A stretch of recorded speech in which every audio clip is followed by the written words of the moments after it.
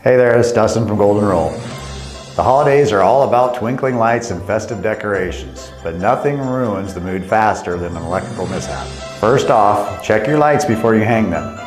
Look for any frayed wires or broken bulbs. It's always better to replace those strands that risk a short circuit or fire. Use the right kind of lights too. Outdoor lights should be labeled for outdoor use.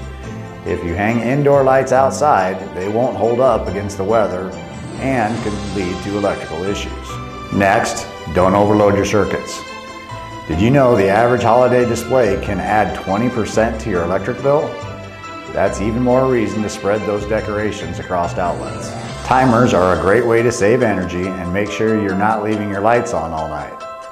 Set them to turn off when you're asleep or not at home. Finally, make sure your extension cords are rated for outdoor use if you're decorating outside.